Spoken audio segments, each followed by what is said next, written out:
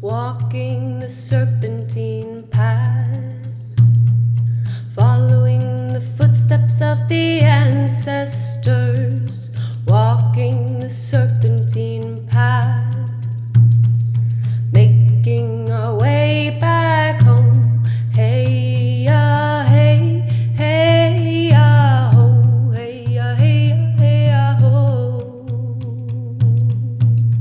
hey ya, hey, hey ya, ho. Following the serpentine path,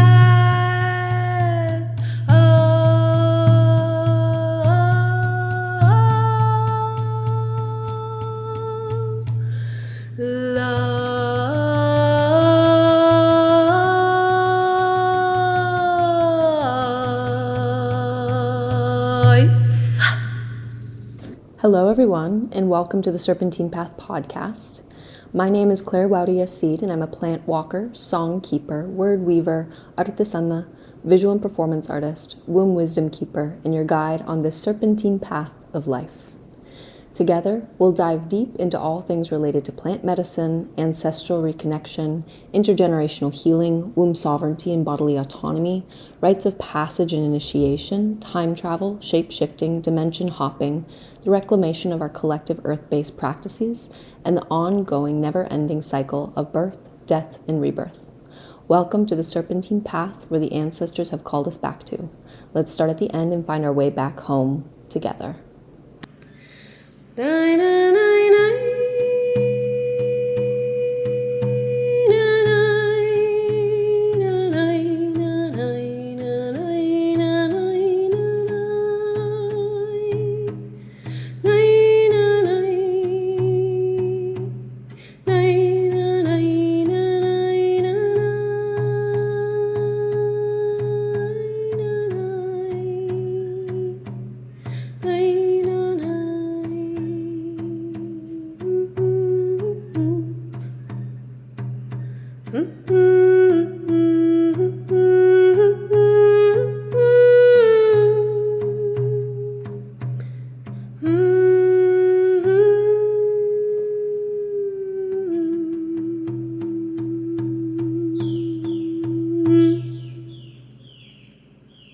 Hello, everyone. So, I don't normally record intros or outros for these episodes, but this conversation with one of my teachers, Rachelle Seliga, is so intense and dense and information packed that it feels important to offer a little bit of context beforehand and then some resources after the fact for you guys.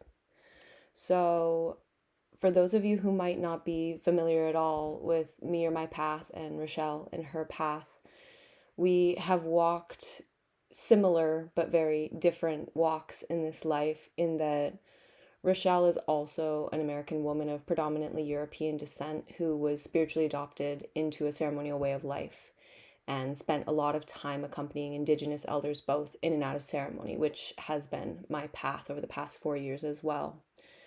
And her path mostly took place in Mexico and North America, whereas all of my initiations and studies were done solely in the Colombian jungle of South America. But the common thread that weaves our experiences together is that we were taught how to come back into right relationship with the laws of nature and to live in accordance with the original instructions of thriving life. So when I first heard Rachelle speak on a podcast many years ago, I immediately knew that I would learn from her someday. At this point, I was living in the Colombian jungle full time with my late and beloved teachers and spiritual grandparents, Abuelo Keruin and Abuela Maria. And I was listening to her talk, and I was like, oh my gosh, this is a woman who has already lived the chapter of the life that I'm currently living right now. Like, she's done her years of intense like mentorship and study with those teachers, and now she's like birthing all of that into the world. She's like almost 20 years older than me, and it was the first time that I had come across a woman like from my same background who had lived an experience like mine. Like I didn't know anyone else, and so when I came across her story, her path, her teachings, her wisdom, her medicine, I was like, okay, I'm definitely going to learn from her someday. And then last fall, when I made my big Saturn return commitment to finally get into birth work after like over a decade of saying that I was going to do it, Rachelle's innate postpartum care training was the first one that I signed up for. And I'm immensely grateful because the transmissions that Rachelle offers in her teachings not only offers me like the skills and the information and the more clinical understanding of like what I will be doing stepping into the birth work and care space, but also just the deep inner work that is required of all healers, providers, caregivers, whatever, but particularly women, to really come into right relationship with the medicine that we are going to be offering. So Rachelle has spoken extensively on postpartum care on like 101 other podcasts, which you should absolutely go and listen to because all of the transmissions that she offers will fully rewire your brain. But we're going to focus on something different in this conversation, which is still very much interrelated to postpartum care and just birth in general and the birth of family constellations and where we're at as a collective in this moment in time. So we're going to be talking about the long-term intergenerational cross-racial impacts of the European witch trials. Now, I have wanted to do an episode about this for a really, really long time, and I spent like months taking notes and compiling a ton of information and years of doing my own research around all of this. And then when I was living in the jungle full time for a year and a half, I went through this really, really intense process with race because I was pretty much the only white person, not just in the village where I was living full time, but in the entire region of Bajo Putumayo, Colombia. And so my relationship to race just drastically shifted, which I'm not going to go super deep into. I'll probably do like a full episode at some point about like that intense full cellular rewiring. But essentially, I just had like months and months and months of questioning like what the fuck is whiteness? Like, what is this, you know? And going deep and going through shame and guilt and so much like heaviness that I was carrying in my spirit and on my skin and in my blood and in my cells. And as I went like layer by layer by layer by layer by layer by layer with so many cups of ayahuasca, just like cup after cup after cup, I finally got to a much deeper root of things, which was incredibly painful, actually, when I finally got down to the root of it, which was the European witch trials. And I was just having ceremony after ceremony and vision after vision of all of the embodied cellular memory of a mass, centuries-long genocide that specifically targeted the medicine women of indigenous Europe. And I get like full body chills even now and tears coming to my eyes and a little bit of my throat closing up because the pain of moving through that truth underneath all of these things of like race and white supremacy and colonization and slavery and like all of the realities of the past 500 years, going deeper into like my loss of indigenous European medicine ways and the attack on life, particularly the attack on the wisdom of womanhood and the wisdom of the medicine women that came before me, is just so intense. And so for, years now, I've been wanting to speak more about this topic. And then I got into Rachelle's postpartum care training with INNATE, and maybe one of the very first classes that we had, Rachelle went into this like 3-hour long deep dive of how the European witch trials has impacted the state of birth and birth work and modern gynecology and obstetrics and just like the intense violence that we see occurring to mothers and fathers and babies right now in the United States, and the warping and distortion of the birth of a family constellation and the long-term impacts that that has. And so immediately after that class, I was like, oh, I'm so not supposed to do a solo episode on this. I'm supposed to have Rachelle come on and talk about it. And so I emailed her, asked her, and she was very gracious in offering her time and all of her wisdom and information. So that is what we're going to be going into in this episode. It is a wild ride. I am so excited to share this one with you. So without further ado, let's get into it. All right. Hello, everyone, and welcome back to the Serpentine Path podcast. Today is a really exciting episode. I get to welcome one of my teachers to the show, Rachelle Seliga of Innate Postpartum Traditions. I'm currently in her Innate Postpartum practitioner training, and it's been an immense joy to learn from her so in depth. So thank you so much, Rachelle, for coming onto the show. It's such a pleasure. Yeah, thank you for having me. Beautiful. So let's begin with the question that I ask all of my guests, which is if your ancestors were here with us now, which of course they always are, how would they introduce you and what role would they say that you play in your family lineage? I love this question. And what comes up for me is how I think of how I feel into what ancestry means, because I feel everyone has a different relationship with that. And so for me, when I feel into my ancestors, it's like, yes, I can feel into and connect with my bloodline ancestors, through my maternal line and through my paternal line. Yeah, and I can connect in with them. And I can also connect in with ancestors that I've had from previous incarnations and um, just other time. I also connect in with ancestors as the elements. Like I can be with a tree and I can feel its ancestral relationship with me, and I can feel that with the water, and I can feel that with the air, and I can certainly feel that with the fire. So when I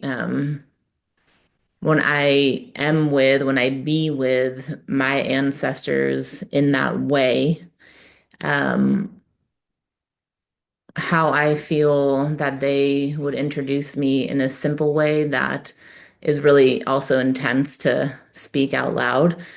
But I feel that a big charge that I have in this lifetime is relative to the reunification of the human race. Um, and I can see into and I can feel into how my experiences in this lifetime and in others have shaped me for this now moment and for that charge. Ooh, not an easy role to take on. Yeah, it's a little bit of work. Yeah, I'm sure. Beautiful. Well, I'd love to give you an opportunity to share a little bit more about your path and the work that you do in the world now. My path, I'm a midwife, and even though I haven't attended births for, I don't, 6, 7 years now, I feel that my orientation to life is through a lens of midwifery. Midwifery is what informed me really throughout all of my 20s. It's kind of like what grew me up into my adulthood and certainly informs all of my outer world work. My big outer world work is innate postpartum care, right? You're in that training right now, um, which teaches what I call physiologic postpartum care, which is an acknowledgement that the postpartum care that women need to thrive is the same no matter where we are on the planet, because our physiologic design is the same no matter where we are. And actually, that physiologic design is what undergirds all of the world's postpartum traditions. And so for me, yeah, clearly it's a postpartum training, and it's for the revitalization of postpartum care and really the recentering of maternal health as foundational to humanity's health. And yes, that is um, like the foundational soil to the work. And because what I'm teaching is not based upon culture, it's not based upon place, it's not based upon race.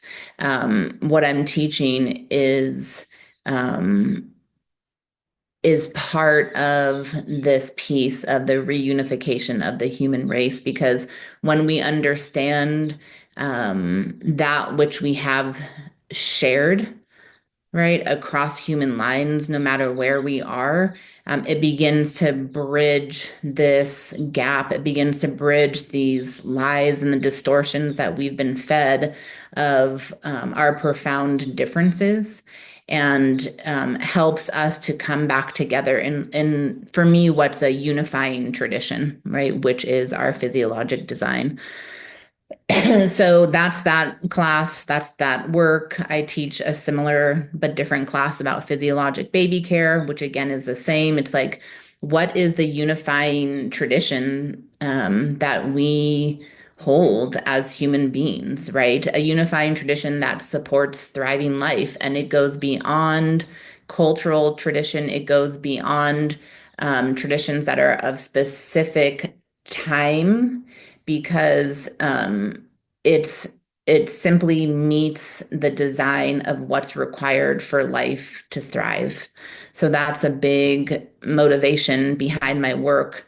Um, maybe even more than the specific science or the specific modalities or whatever. For me, it's like, look at how this is shared worldwide, and look at how we are actually part of one global family. And I don't say that ever to like erase differences or pretend like racism doesn't exist. It's not, it's like both things exist. And this part to me is such a profound truth that most modern humans are absolutely ignorant to. So that's a big charge that I hold. So yeah, and I can feel right now at this point in my life, like those outer world work expressions really came out of my early mothering time. And I'm in a different life phase now. I'm going to be 46 this year, and I can feel that something else is coming through in terms of like the fulfillment of my purposeful work, but I don't know what that is yet. And what I can sense so far is that it has something to do with men and women and us coming back together, because that's also such a major fracture for modern day peoples, that we don't know how to be together anymore as men and women in harmonious, mutually beneficial, mutually respectful ways. And not that I'm coming in with a bunch of answers, but like I'm coming in with a bunch of questions and with capacity to hold space for that. And that feels on the horizon. Beautiful. Thank you so much for sharing. And it's funny that last part that you just touched on, the harmonizing between men and women, is like very, very, very big for me right now in my life in general. I won't get into it, but I do feel like that huge charge and that huge call of like so much unlearning in the ways in which men and women have related on both sides, on every end of the spectrum. And, also as your student and as someone who has been learning from you over the past few months with the postpartum training, it's such a joy and a privilege to be able to sit with someone who has traversed a lot of different cultures and who is able to say, like, there is a golden thread that really does interweave through all of it. And exactly what you said of like, it's the physiologic design of our blueprint of what it means to be a mammal, what it means to be a human, all of that. And then what happens when there are distortions, and not just distortions when we're talking about the postpartum time, but distortions in terms of like preconception and who you are coming into a relationship, distortions during your pregnancy, during the birthing process, all of that. And you and all of the teachers with Innate speak so deeply to all of that. And it's beautiful. And you don't just go into the depths of like the really hard stuff, but also bringing up the medicine of like, how do we repair? And that's something you speak to a lot of being in this time of repair. So I want to kind of get now into like the meat of what we're going to discuss, which is kind of expanding upon one of our earlier classes that was about how essentially the long, centuries long process of the European witch trials kind of laid the foundation for the health paradigm that we have currently, but especially modern gynecology, obstetrics, and the state of maternal health, really, at the end of the day, and the birth of family constellations. So, would you be able to kind of go through an overview from your perspective of what that whole process of the complete decimation of European medicine women and indigenous medicine carriers was like? Yeah, and I would say that there's, different schools of thought in terms of like what was the impetus that started all of that. And so maybe I'll like tap into a little bit the different schools of thought and then kind of hone in on my felt sense. Um, so from what I've gathered, and I'll say that, for people who are listening who like maybe this information is going to be new to you, this information is not the kind of information that is easily accessible. There's, a handful of books that are written on it, but it's all very loose. Um, and so when I'm sharing both from like what I've read, what I've talked with individuals about who have had experience with accessing specific kinds of information, relative to this time period that we're covering, and also like what has come through me as a human being. So my sense is that this started, around the early 1300s when we're talking about the witch hunts, which was really the genocides, the mass killings of indigenous European midwives, of women of tradition, of culture. It started, in the early 1300s and lasted through about the 1700s. So it was like a 300 to 400 year period. Um, like I can't give specific dates. And what happened in that period was a targeted attack on women who were the keepers of birth and health and wellness, and how do you maintain thriving life for the people, the healers.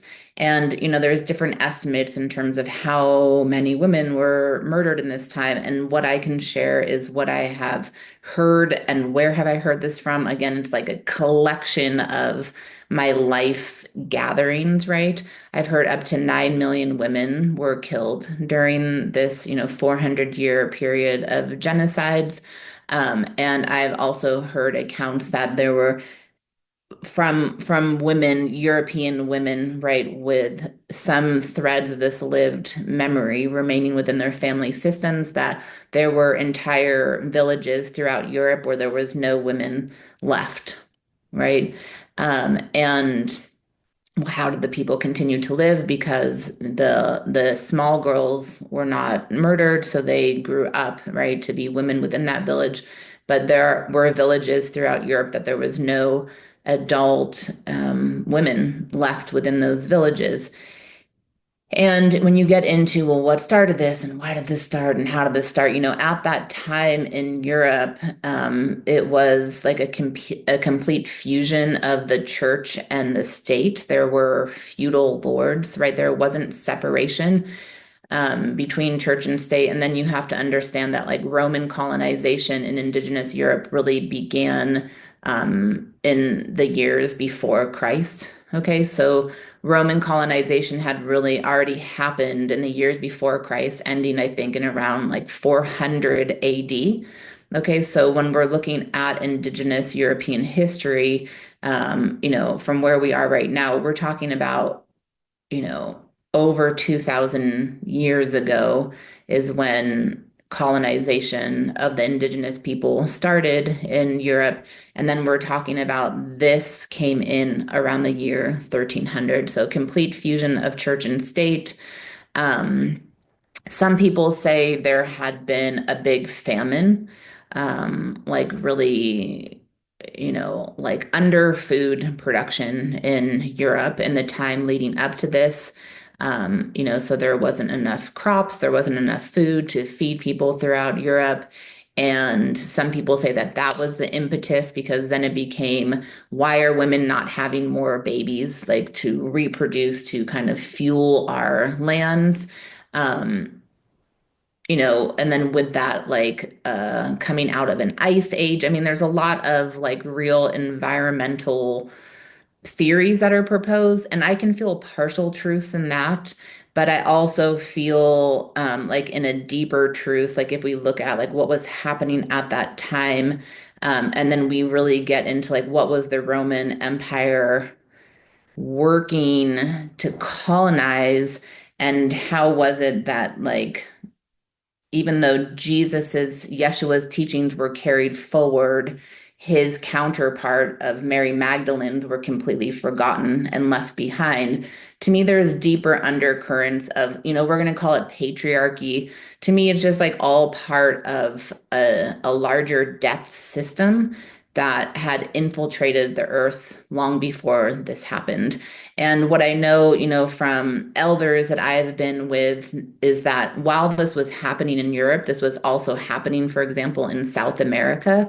One of my elders is from South America, and these threads of stories exist there as well, that there were whole tribes throughout South America that had no women remaining. So to me, there was something happening on the earth at this time, right? And that kind of fits into our larger cosmology. Like, what do you think is happening? What has been happening throughout human history? Where are we right now? And for me, where we are right now in time space as humans is we're beginning to come out of a period of uh darkness, low consciousness that has lasted for several thousands of years. And that was going into peak darkness time. And again, now we're coming up out of it. So, why this happened? Okay. I don't have a definitive answer, but I can just share those threads with you all. So, what I also feel worthy to share is that, one of the people who I connected with, throughout my years kind of learning about this is Hermine Hayes Klein, who's now a human rights lawyer that focuses on human rights and childbirth. And she was working out of the Hague Law School, the Hague, sorry, the Hague, the Hague in Europe in the Netherlands, yeah. And she had access to like census material that was documented through that time. And what she found, is that prior to the time of the witch hunts or the Inquisitions or whatever we want to call that time, European women had on average 1 to 3 children. And then once the witch hunts were done, so like, 400 years later, on average, European women were giving birth to, on average, 10 children. It doesn't mean that 10 children were surviving, right? It means that they were giving birth to 10 children. What is that discrepancy? What it shows us is that prior to the Inquisitions, what the indigenous women of Europe had access to was a profound, proficient understanding of how to not get pregnant, how to have sex and enjoy sex without making a baby, right? And that through the genocides and through, the tried termination of all of that wisdom base, then you have women having 10 children, right? 400 years later. So it was an attack by the church and the state. What were they trying women for? Again, low birth rates throughout Europe. So women were tried for um, pregnancy prevention, for abortion support, for miscarriage support, for having sex or condoning sex without reproduction purposes, for, homosexual sex, for anything that was healing and life-giving, because at that time it was like no one has access to healing power except for those of the church, because how would that ever be, right? And so anytime there's healing, happening outside of the church environment, it must be because of it's a witch. It must be because there is evil involved. And for those of you who are listening and you think it sounds crazy, I mean it is crazy. Okay. And it's also the truth. And sorcery was defined as against God in the Bible, like hundreds of years prior to this, but this became a newly formed definition that wasn't sorcery, but that was witchcraft, okay, as defined by the church and the state at this time. So any woman practicing witchcraft for the things that I just named could be tried, tortured, and executed. And there was a book, you can look this up for those of you who might feel hesitant or like, how could this be true? It's called the Malus Maleficarum. It translates to something loosely like the Hammer of the Witches, but it was a book that sat in all of the courts at this time throughout Indigenous Europe it was essentially like, this is how you try witches. This is how you torture witches. This is what witches can be accused of. This is how you execute witches. And anyone within the church or the state could come into a village throughout Europe during this 400-year period and, wield the book and say, bring out the witch. And like that, right? And how were women killed and tortured? Um, it often happened publicly. They were often burned. Um, it was death and torture that involved a lot of suffering. And I think what's important to track here is that um, the people were made to witness this. And I think that's important because we have to understand like the transmission of intergenerational trauma through these experiences, right? That it wasn't, women were removed and then they weren't seen. And not that that's not traumatic in and of itself, right? But it was watching your wife be burned and not being able to protect her, watching your daughter being tortured or drowned or whatever and not being able to protect her, and then to begin to consider the imprinting on the people through the time. And what I think is most interesting, and things have changed because I started teaching like in public forums 10 years ago. And when I first started teaching on this, it was way less known. And now it's more and more known. And I have had so many students from Europe, and I have a lot of really beloved family and friends throughout Europe. And what was fascinating to me when I first started teaching on this, and it's still true, although I will say less and less as the years go on, is that I was informing European people of this. Okay, like most European students that I've had didn't even know that this had existed, even though they are on their own homelands. Okay, so as I, wove all those things together, I was like, how is it possible here in the United States of America, okay, whatever person is here, everyone fucking knows that this land, right, belongs to the original people of this land. And whatever perception people have, that land was taken, there was war and conflict, right? And that's how this place came to be. And so I was like, well, if people have that awareness in this country, no matter who they are or what cultural or racial group they belong to, no matter their perception of it, how is it that people who are on their own lands don't know this? And I just started to tap into like, oh, they don't know it because the trauma was so massive there that it was like like a branding that happened, like a branding into silence, right? Where you don't even talk about it out of fear of like what might happen to your mother or your daughter or your sister, right? So it's a complete like freeze response, right? Throughout the bodies of the people of Europe. And just kind of backtracking, like, okay, this was happening throughout Europe. Like, what was the culmination of this? Well, you have obstetrics and gynecology that was born in around the 1700s. Allopathic medicine came into being in old Europe a long time before that, but the field of obstetrics and gynecology had always been taken care of by the midwife. So this new, in quotations, field was born within allopathic medicine. In medical schools at that time, only men were allowed. And then it's like, well, how are they going to learn? Well, there's no more midwives to learn from. There's no women to learn from. So you have a bunch of men essentially practicing, literally. I don't mean like working. I mean like literally practicing um, on women in order to learn.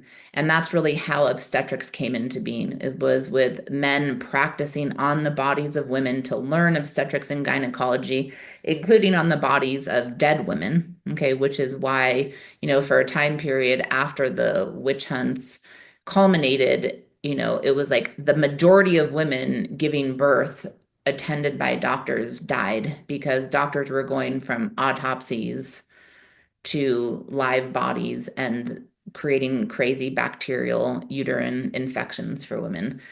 And that's really like the birth of obstetrics and gynecology came out of that time period, right? And then, yes, was exported to the United States, via colonization and was continued to be practiced as in needing to learn on the bodies of poor and or enslaved women.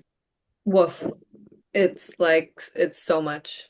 Mhm. It's so much, and there's so many threads that you tied into, one of which is like that overculture of death that we see this not only happening within Europe, but we see this on the other side of the globe, and this like squashing of feminine wisdom and wisdom keeping. And there's a book that like listeners who are wanting to dive deeper into this, if you read Caliban and the Witch by Sylvia Federici, it also goes through all of those similar things that Rochelle was speaking to, specifically around what was going on politically and socially, the famines, all of that kind of stuff.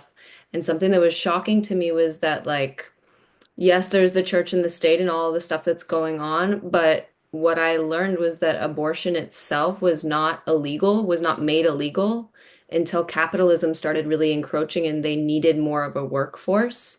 And then they were like, well, the midwives are the ones who are not just participating in like actual herbal abortion, but just offering what you were speaking to of like sexual education. They were the ones who were saying, this is how you can still enjoy time with your husband and not get pregnant. And so there's also this huge layer of the economics that have encroached upon women's bodies. And we see that in modern gynecology and like the business of birth and all of that horrendous stuff as well. But that's like a whole conversation. I think maybe now I'd love to ask about, I mean, there's two parts to this, right? The first part is that we see how the absence of these wisdom ways were ripped from women. And then we see how modern gynecology was created. And then we see how like women were put back in as like nurses or as midwives, but like under regulation of the state and all of that kind of stuff. And so I'm interested to hear about what you see, like the ripples and the echoes of all of that trauma and all of that loss, how it now shows up in like female reproductive health caretakers, midwives, birth workers, doulas, postpartum caregivers, all of that kind of stuff. Yeah, and I'll just, to put a kind of container around it, right? It's like I was born in the United States. I've lived here in the vast majority of my life. Um, when I've lived out of this country, I lived in Mexico off and on for 10 years, right? But still like with in deep connection to this place. And so that is where like my sharing can come from, will come from. And what I can speak into is the level of animosity and hatred and backstabbing and just immature, sick ways of being amongst birth workers in particular. I don't even know if it's as rampant just for women's healthcare practitioners. I would say that there is like an extra special flavor for the birth workers, right? So like OBs and midwives, so like nurse midwives or home birth midwives or doulas, right? So like in the birth world. And it's fascinating because it exists anywhere you go in the United States. And I can say in my time in Mexico working with midwives, it also existed amongst midwives there.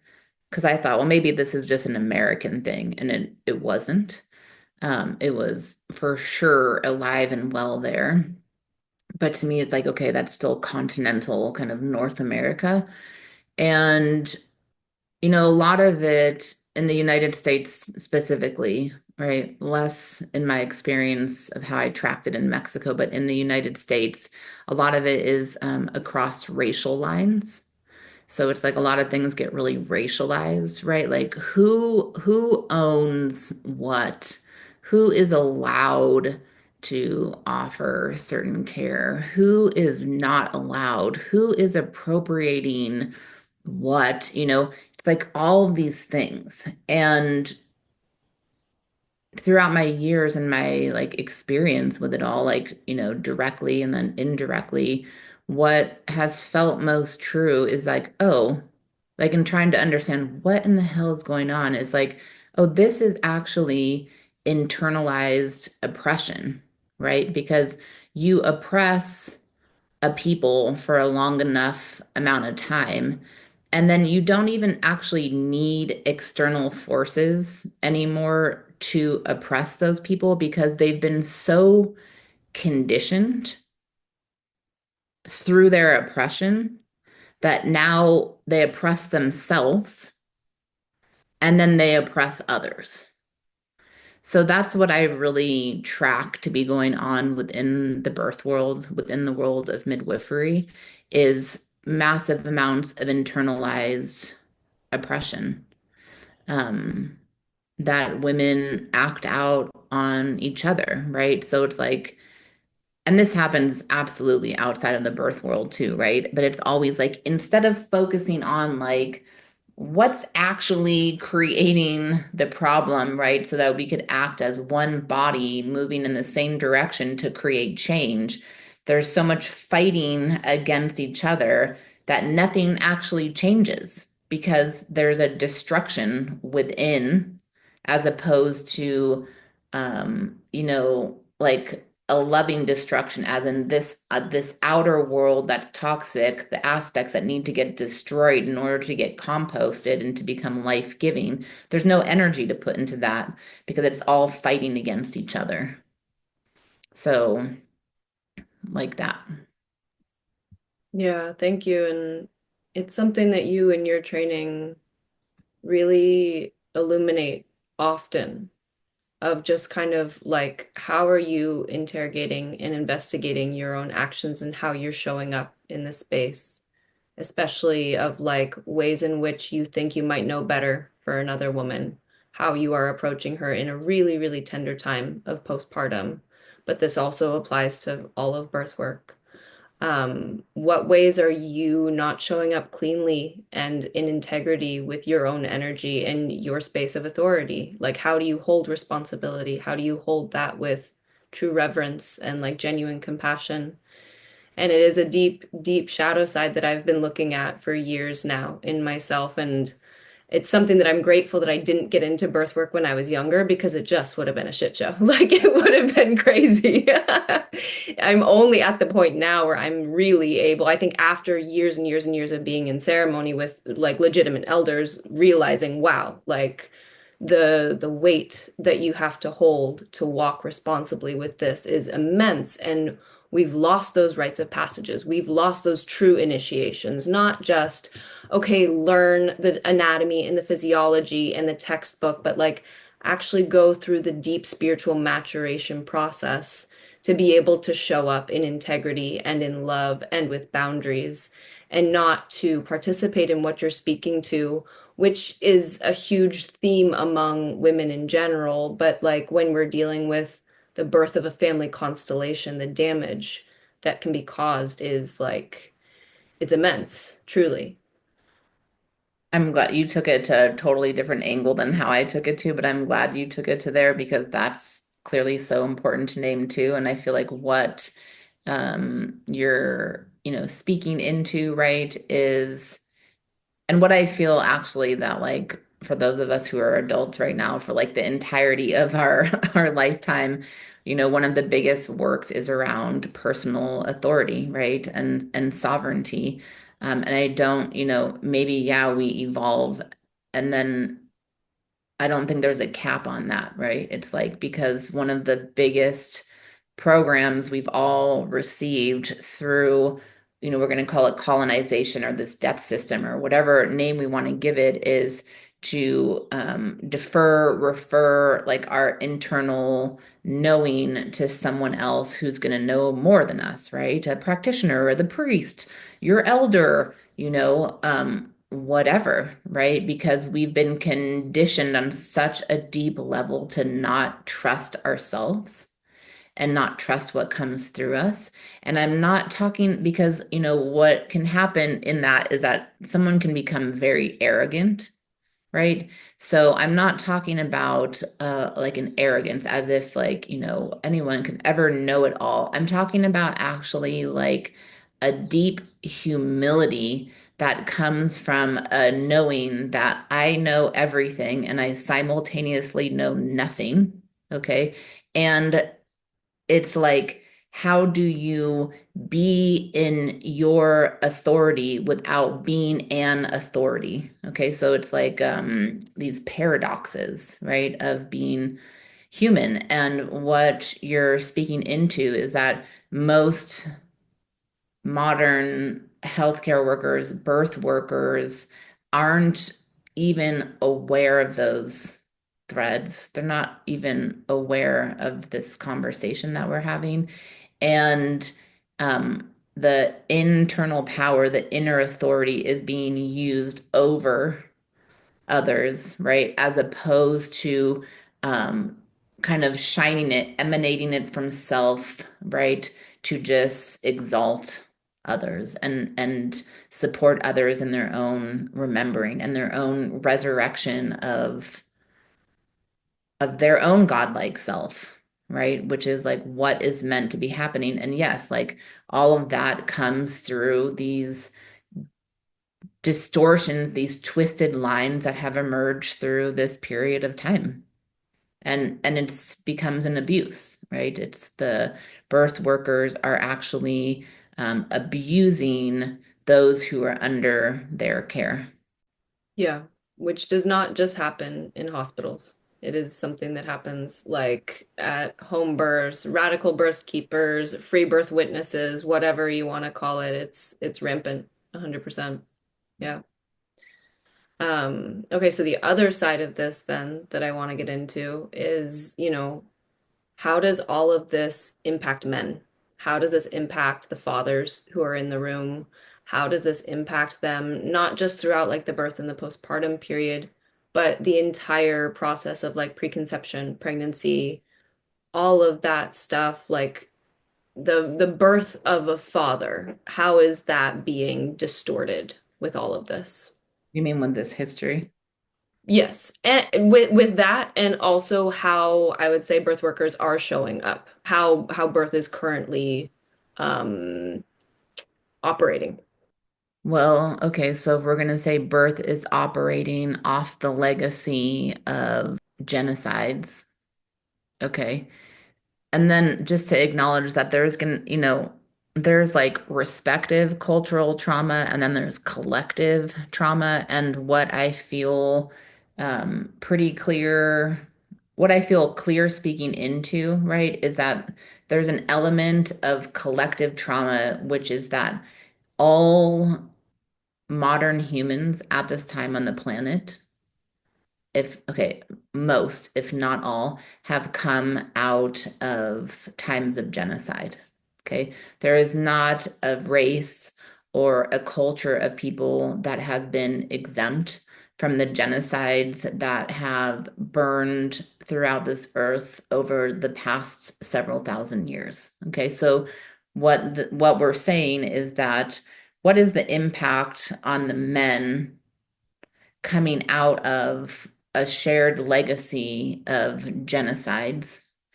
And then what does that look like as it comes into the field of birth? And for me, if we look at it from this place of what is the role of a woman, what is the role of a man, right? And without spending a whole bunch of time in that, and we just look at it from like a um, biological perspective, right? Women are life givers.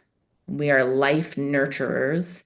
Okay, yes, for our babies and for life and creations that are birthed into the world.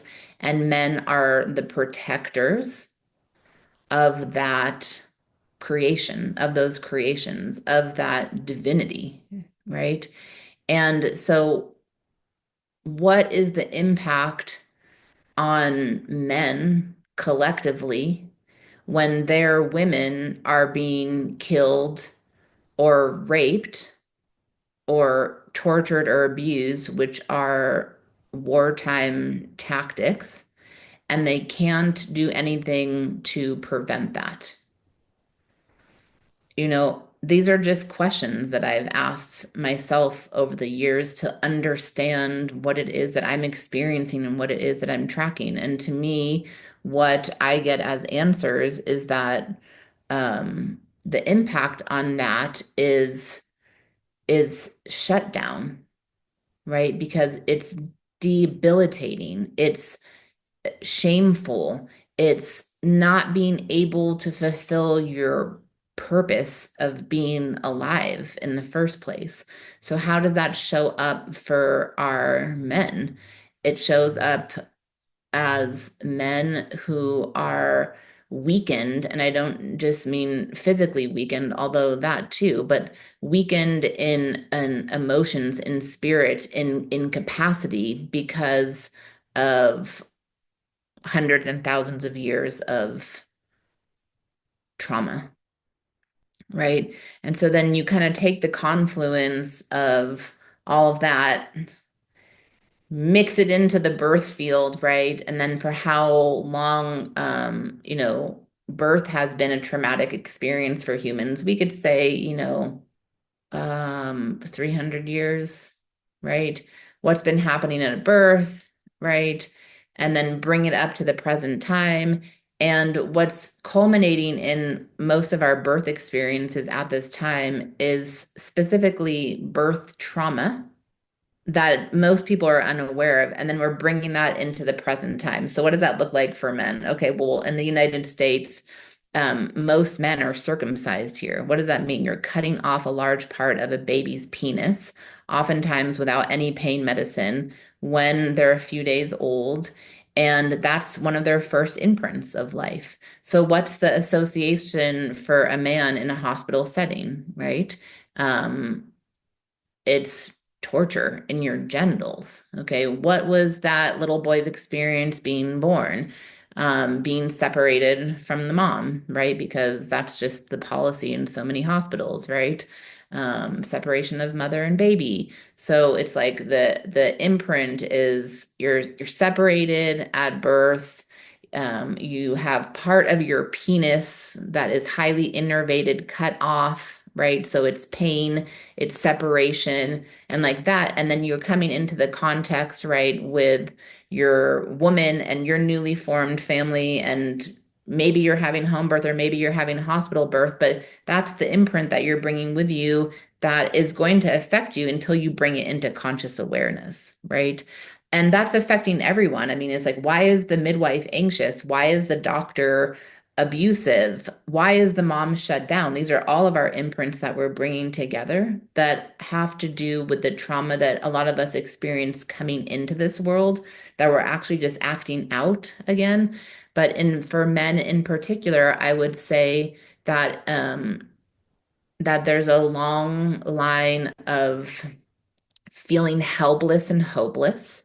That is such a big thing for men right now. I'm in relationship with a lot of men who work with men is like profound hopelessness and despair.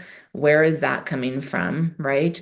That is compounded with the birth experiences of pain and suffering. Yeah.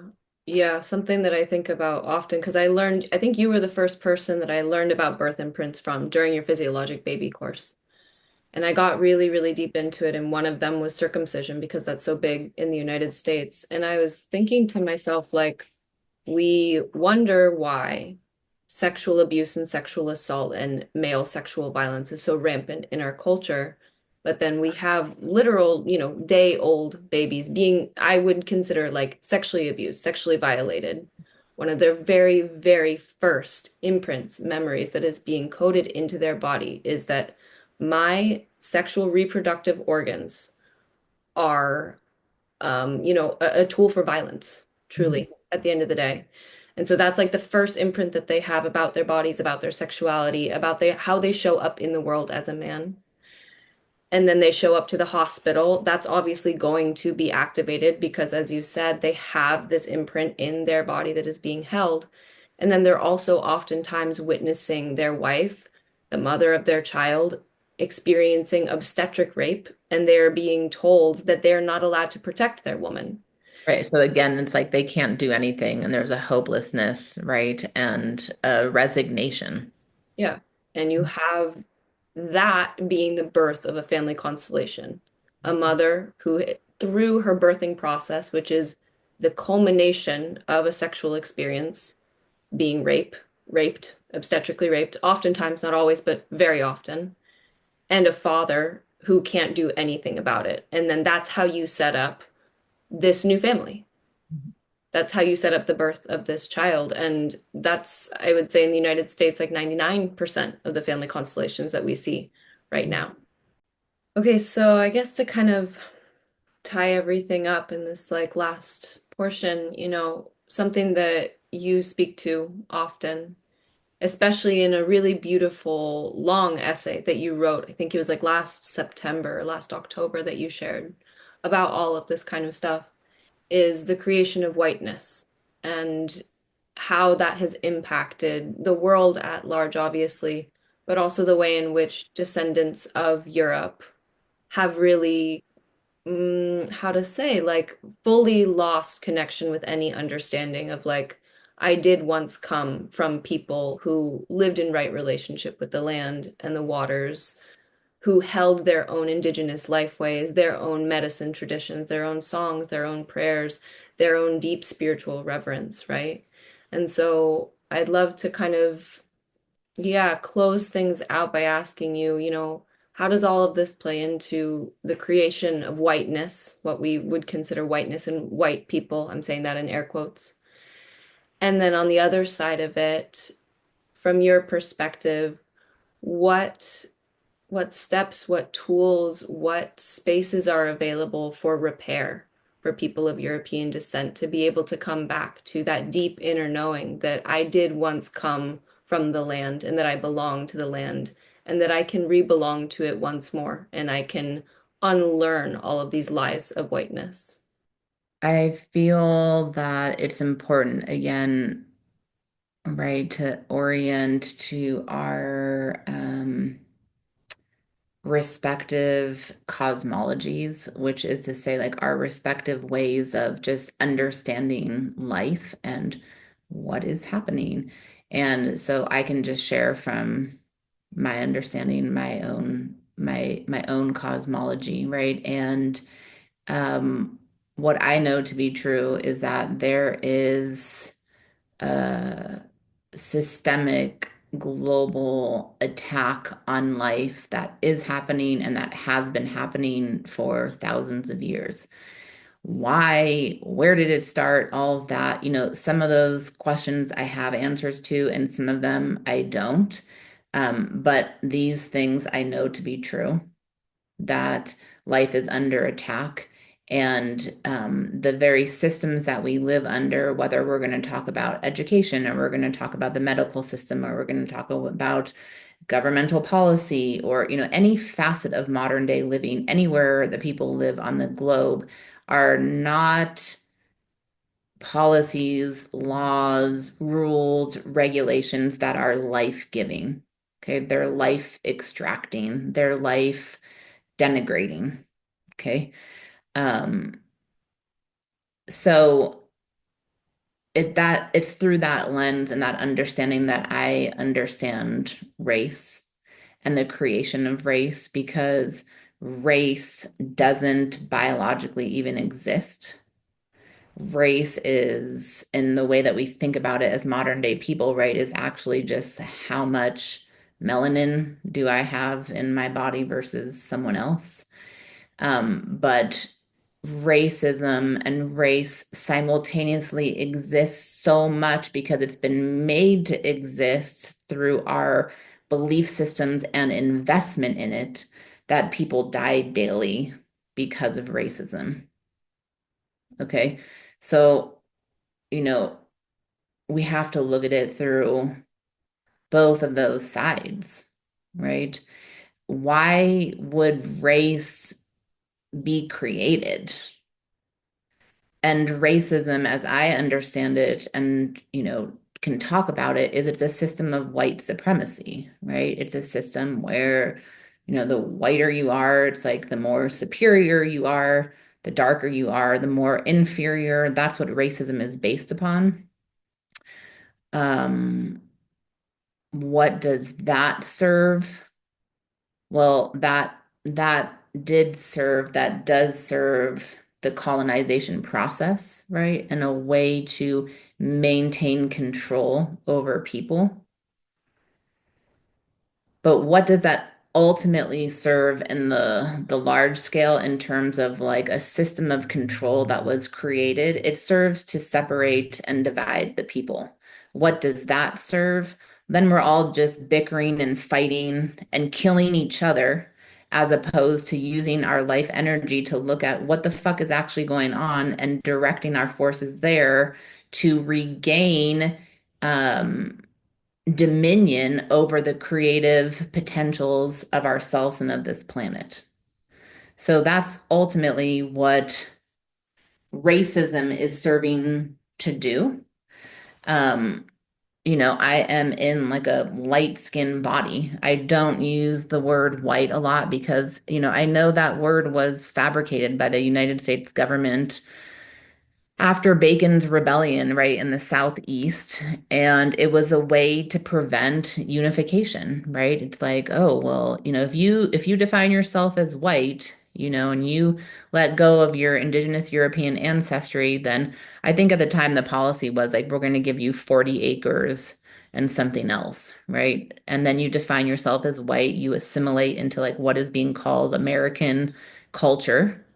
And look, you're better off than native people who are on these reservations, these savages. Surely you're better off than enslaved African people, right? So it was um, a system used to control and divide the people. It's always the agenda, right? It's like evil's primary agenda is separation and division.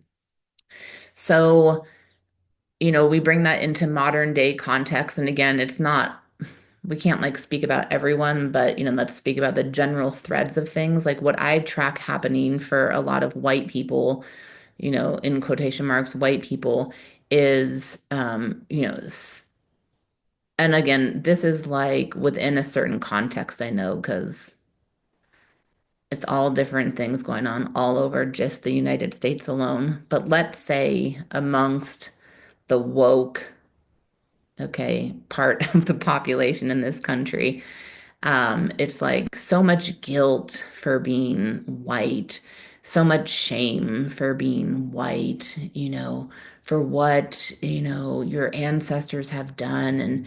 And people talk about reparations, right? And then, you have Native communities asking for reparations. And these are the kinds of conversations that are happening. And what I see is the vast majority of white people deeply disempowered because they are so stuck in guilt and shame. And it's just a continuation and a perpetuation of these systems of separation and division. And then, people of color too, who very much so participate in that, right? It's like if you're white, you don't speak. You always are going to center a person of color's voice. You're the last in this. And there's nuances to all these conversations, right? People who are really into this work are gonna freak the fuck out when they're hearing me talk right now, but I have like 15 minutes to talk on a podcast, so I'm just gonna say like what I can say about the threads of what I'm tracking, right? And to me, like my work and what I know this time to be about is all of our empowerment. Okay. All of us stepping into personal authority, which means that you are not superior and you are also not inferior than anyone else.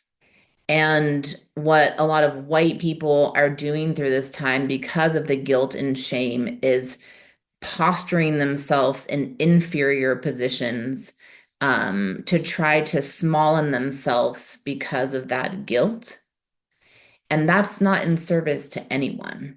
That is not in service to healthy, thriving relationships. That's not in service to our collective um, need and desire for change.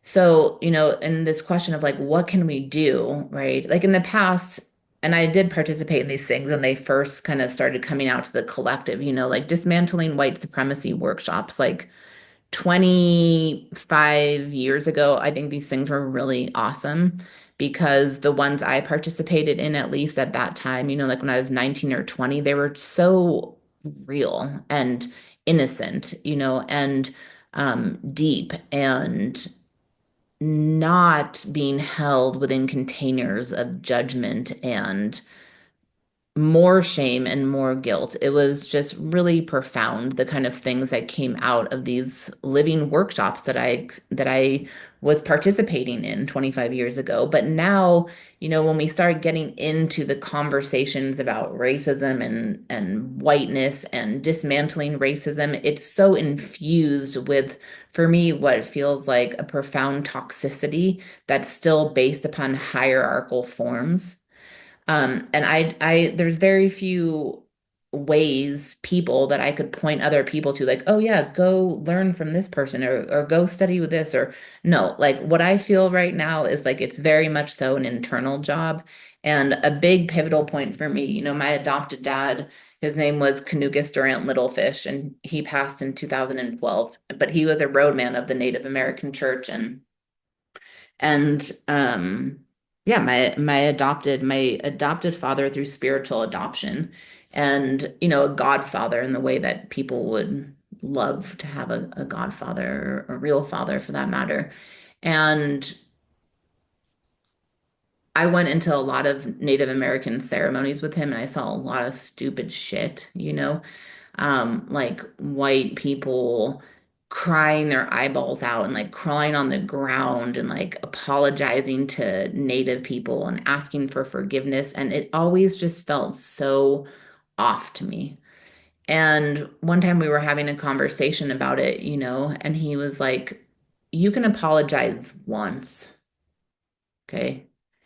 And what he was talking about, because it was like within this context of like as white people and native people and like, white people and people of color, he's like, but you're not apologizing to a person.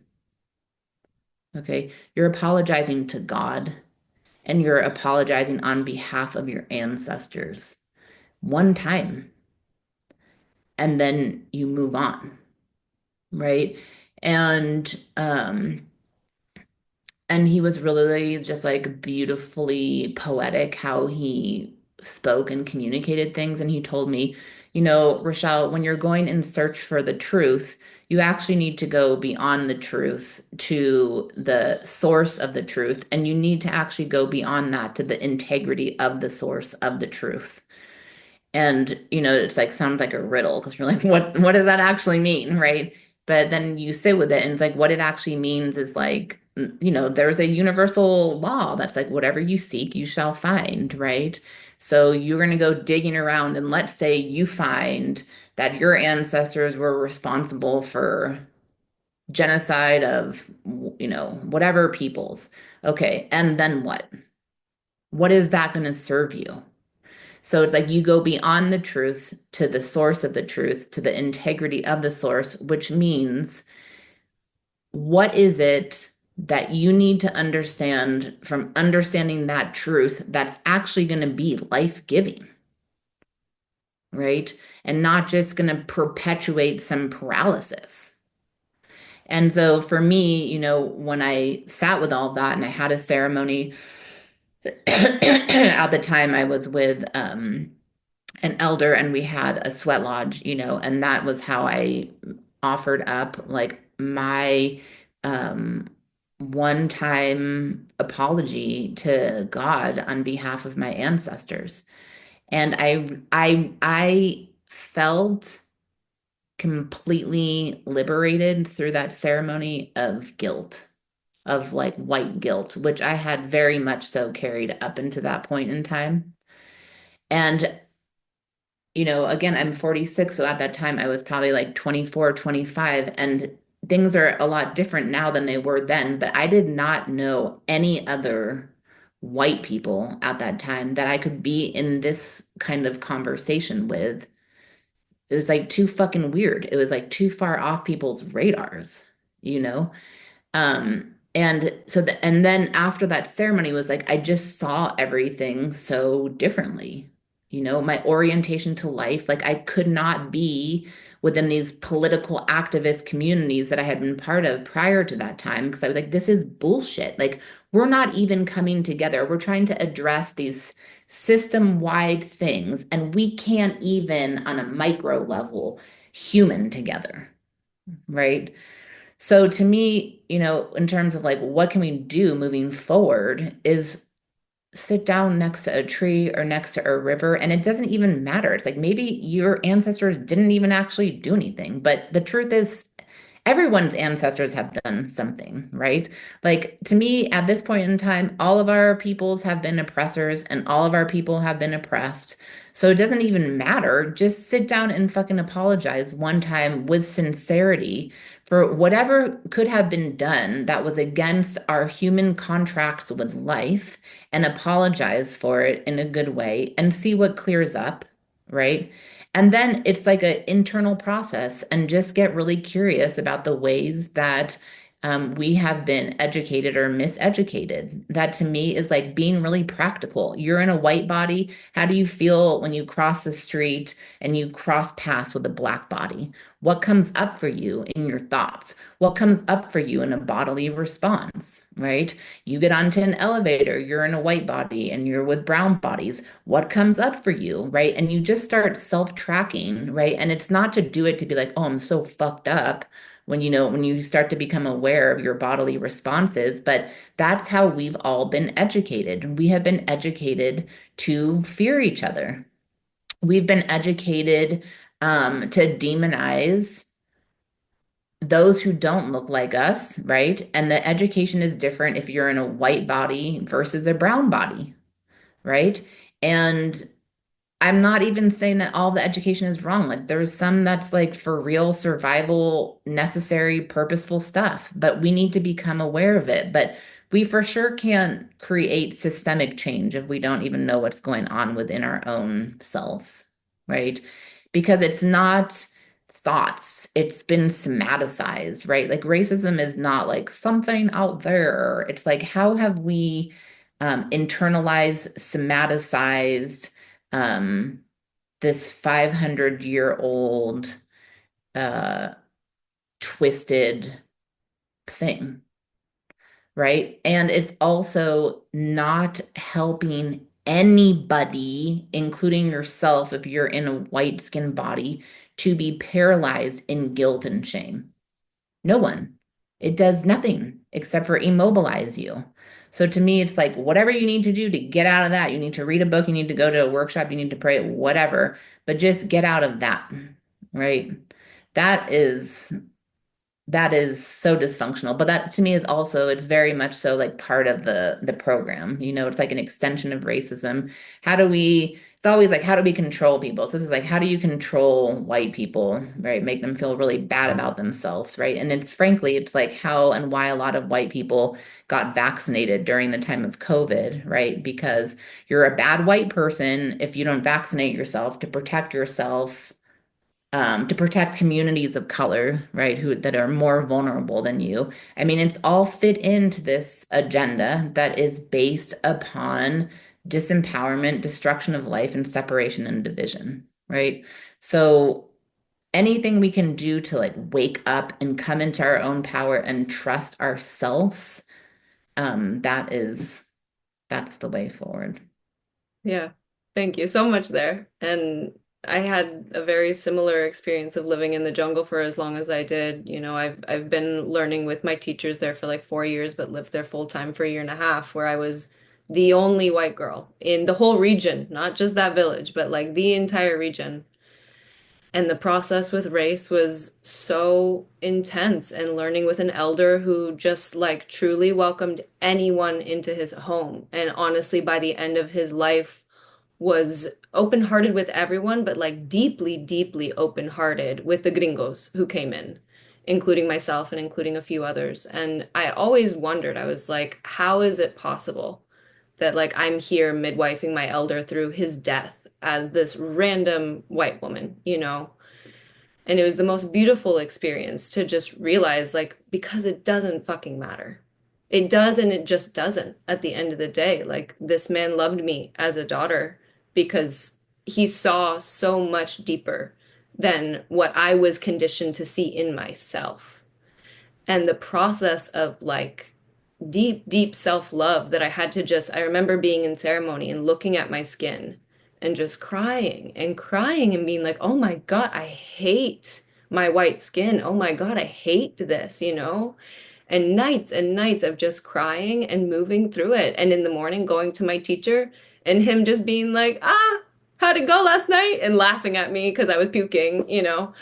And I remember being in a ceremony with some other women after I had been through like kind of the depths of this process. And I was like, okay, like I want to come to like other, descendants of Mother Europe who are coming here to this jungle, and like let's sit and let's really be in ceremony together. Let's talk. And I remember asking one of the women in ceremony one night, like, what does it feel like to be a white woman for you?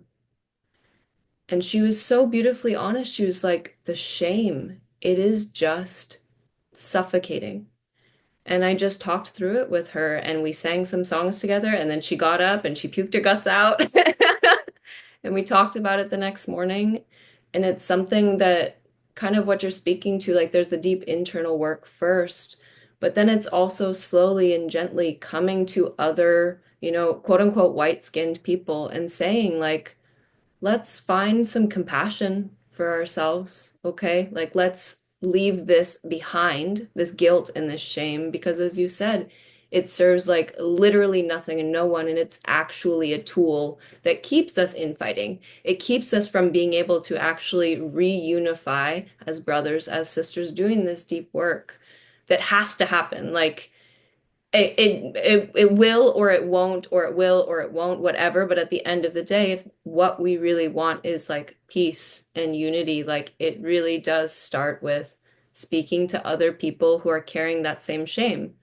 and saying like, no more, no more. We have more important work to do, actually. More than anything, there's more important work to do.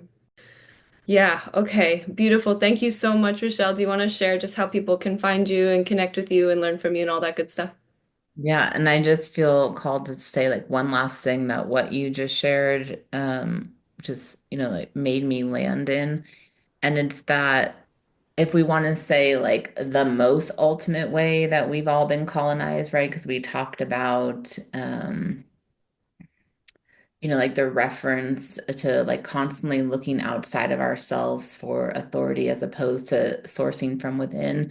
But I would say that like the most ultimate way that we've all been colonized is by not loving ourselves, right? And that like however complicated whatever it is we're tending to within ourselves or tending to in the outer world, it's like what if we turned our attention towards ourselves in cultivation of love and appreciation for who we are. And I'm not saying that to override the dark or the shadowy aspects of ourself even. I'm saying like even including those aspects, right? Um, and so it's like integrating, right? What we're going to call like the shadow and the light. And how do we come into self-love and self-appreciation? Because when we love ourselves, then the natural thing that happens is that we love others, right? And that shifts the conditions of this planet, right? So that just feels like, yeah, it needs to be said. Yeah, thank you. Yeah. My work is Innate Traditions, and it's innatetraditions.com and Innate Traditions on Instagram and like that.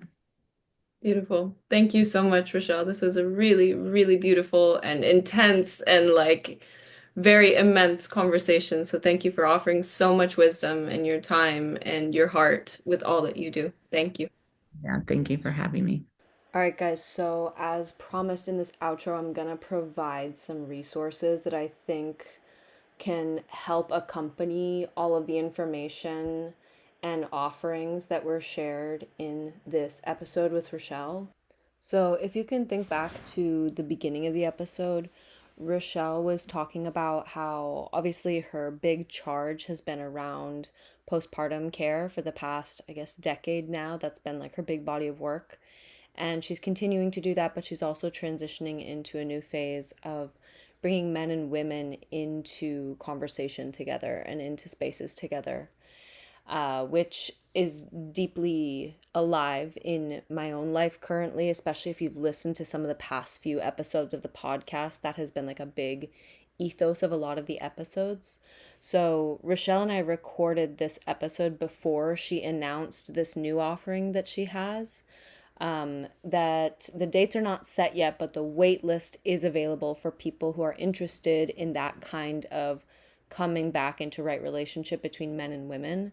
So the program that she has been developing is called Rites of Reunion. So I'm gonna first put that in the show notes so that you guys have that resource. It'll be under like Connect with Rochelle in the show notes. As Rochelle mentioned kind of earlier at the beginning of this episode, like there's very few places where you can go to learn more in depth about the truth of the European witch trials. And there's also very few places and teachers and like just people in general who are walking with a very different framework of conversations about race and whiteness, and particularly like how people of European descent can show up really differently in this conversation in a way that's actually life giving and a reminder of who we are and where we come from and like what our truth actually is. So the resources that I mention are ones that I think can really help like complement this conversation and bring people deeper into their own truth and understanding, particularly for people of European descent.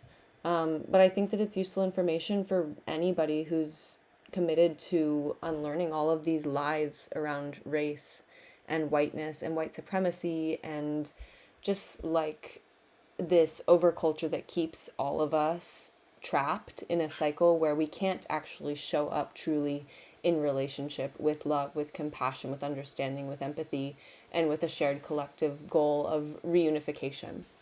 So, the first three that I will mention are going to be some essays. The first one is by Rachelle called Indigenous Europe and Remembering History. That is an awesome piece that she wrote that goes deep into everything that she touched on in this interview. The second one is an essay by a woman named Lila June Johnston. She is a woman of dual ancestry. She's Dene on her mother's side, and then she is European on her father's side. I think maybe German or Celtic, I'm not positive. She talks about it in her essay, which is called Reclaiming Our Indigenous European Roots. That is a gorgeous essay that I found a few years ago, and then Rachelle included that essay in the INNATE Postpartum Care training manual. And so I reread it. I've reread it multiple times, and every time it brings tears to my eyes. I mean, it's just so beautiful. I also am going to include an essay that I wrote, which is called Whiteness, Loneliness, and Rebelonging Ourselves to the Land. This was a piece that I wrote when I was still living in the jungle that just has to do with like the immense loneliness of the white experience and like just not having any spaces or places or capacity or softness or understanding within myself to like open up about what my racialized experience is, predominantly with other white people. Like the inability to even sit across from another white person and be like, yo, this is whack. Like, what's going on, you know? So there's that essay. After that, a great book that I will recommend that is very dense and intense and kind of hard to get through, but it is worth it, is the book Caliban and the Witch by Silvia Federici, who is an Italian American Marxist feminist. There's a lot of information in there that I think is incredibly useful. There's some stuff that like doesn't particularly align with my own politics or my own understanding of the world, but I do think that it is a great resource for people to understand, particularly the economic impacts of the European witch trials, and the reasons behind a lot of the just torture and rape and violence and genocide, from like a capitalist perspective, like why the witch trials were a necessary part of like the ability for capitalism to rise and then spread across the world. If you're not down to read that whole book, what I can definitely recommend is, or if you want to kind of accompany reading the book with this next resource, highly recommend the Book on Fire podcast, season 2 of Caliban and the Witch. I'll link it in the show notes. I'll link like the introduction episode for that season. And I think there's like 6 episodes, maybe. I'm not positive. That's a great one. I re-listened to that multiple times, so highly recommend. The next resource that I'll offer is another book called Witches, Midwives, and Nurses, A History of Women Healers by Barbara Ehrenreich and Deirdre English. That one is a beautiful one for women who are going into any kind of the birth work field to just kind of understand this like long-term history of what traditional midwifery looked like in Europe before the mass genocide of the European witch trials, and then the process of like stripping birth, like just ripping birth away from women, giving it over to men, and then like reintegrating women into that system, but as nurses and as like nurse midwife practitioners, and just the many layers of that. And then the last thing that I'm going to include in the show notes is one of the earlier episodes of the podcast. It was a solo episode that I did called Unlearning White Shame: Why People of European Descent Need Ancestor Work. And it does go into a lot of my process in the jungle and unlearning a lot of things around not necessarily race. I mean, yes, race, but like unlearning my own like big mass cultural amnesia that has echoed through so many generations of my family for the past many hundred years of like, whoa, my people were indigenous to somewhere and they had their own medicine ways and they had their own songs and they had their own prayers and they had their own ceremonies and they had their relationship to the land and to the waters and to the animals and to the flora and the fauna and the fungi and their ancestors, and they knew how to walk in right relationship with the creator's original instructions for thriving life. They were aligned with the laws of nature in the exact same ways that my teachers here in the jungle are still aligned with theirs. And so if you're like an auditory person and that's something that you feel would be a medicinal offering for you, that'll be the last resource that I have in the show notes for you guys. Yeah, my prayer is that this episode and this work and these kinds of conversations become more interwoven into our current conversations around race and whiteness and what it means to be someone of European descent and all of the deep healing that is required within our lineages, and not in the way of like sit down and shut up and like center other people's voices and all of like that intense policing. Honestly, at the end of the day is how I feel it in my body, like our own policing being like turned on us, like doing away with that model and really coming into an understanding of like, what do I need to be able to truly show up for the reunification of the human race? What is going to be required of me? And the deepest thing that I can say is like pure love and understanding and compassion and gratitude and empathy and just like a long term knowing of what our ancestries have been through as people of European descent. So, thank you so much for taking the time to listen to this episode. May these resources that I offer you continue to open the door for these inquiries. And yeah, we will see what comes. Thank you guys.